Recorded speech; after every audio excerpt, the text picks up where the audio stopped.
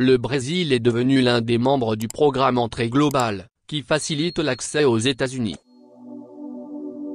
Le gouvernement brésilien a annoncé, le lundi 7 février 2022, qu'il avait conclu un accord pour l'entrée du pays dans le programme Entrée globale, qui facilite l'accès aux États-Unis. Ce processus permet aux personnes qui possèdent déjà un visa américain de contrôler plus rapidement leur migration aux États-Unis, sans avoir à attendre trop longtemps pour être autorisés à entrer dans le pays.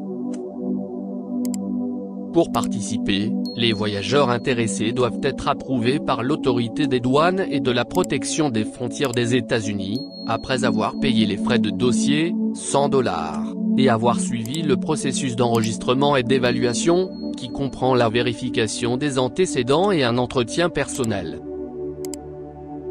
Toute la procédure doit être effectuée sur le site officiel du gouvernement américain. Une fois approuvés, ils peuvent se rendre dans les aéroports sélectionnés de manière non bureaucratique, en passant par des kiosques automatiques. Il convient de souligner qu'Entrée globale ne dispense pas de l'obligation d'obtenir un visa américain. Le programme ne facilite l'accès qu'à l'arrivée dans l'un des aéroports qui compte avec le programme Entrée globale, sans l'obligation de passer par un agent d'immigration. Le contrôle d'accès peut se faire dans des totems en libre service. Le voyageur présente son passeport, fait scanner ses empreintes digitales et remplit la déclaration de douane.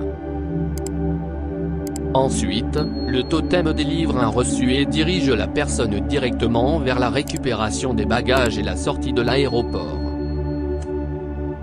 Le gouvernement américain souligne également que même dans ce cas, il peut y avoir des contrôles aléatoires. Le gouvernement brésilien espère que la procédure simplifiée pour les voyageurs brésiliens stimulera les contacts commerciaux, l'interaction coopérative et le tourisme, renforçant ainsi les relations entre les deux pays.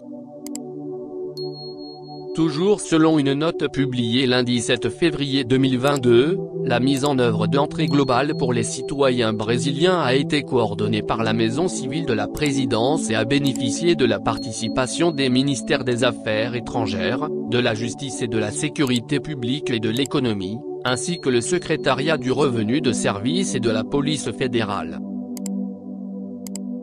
Au revoir. À la prochaine.